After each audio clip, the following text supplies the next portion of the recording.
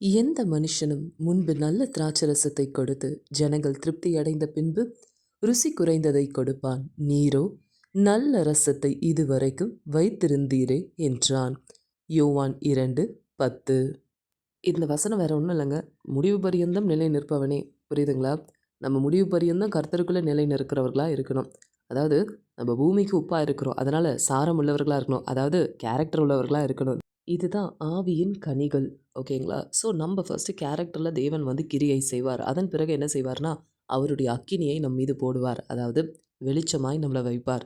So அந்த வெளிச்சம் நம்ம இடத்துல இருக்கும்போது அநேகர் நம்மிடத்துல கடந்து வருவார்கள். இயேசுவை குறித்து அறிந்து கொள்ள, ரட்சிப்பை குறித்து அறிந்து கொள்ள, சாட்சியை குறித்து அறிந்து கொள்ள. ஸோ இந்த வெளிச்சமும் இந்த உப்பும் நமக்குள்ள கர்த்தருக்கு ஏதுவாய் இருக்கும் பொழுது, அவருக்கு ஏற்றதாக இருக்கும் பொழுது, நம்ம கற்பாறையில் விதைக்கப்பட்டது போல் இருக்க மாட்டோம். வழியருகே விழுந்த விதை போல் இருக்க மாட்டோம்.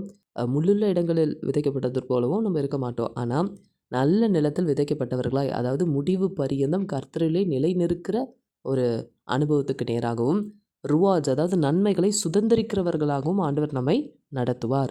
ஸோ அப்படிப்பட்ட தேவன் நம்மிடத்தில் எதிர்பார்க்கிறது, எந்த சிலுவையை கர்த்தர் உங்களுக்கு கொடுத்தாலும் முடிவு பரியந்தம் நீங்கள் அதில் ஜெயம் எடுத்து அவரோடே ஆளுகை செய்கிறவர்களாய் இருக்கும்படிக்கு உங்களை கர்த்தருக்கு அர்ப்பணியுங்கள்.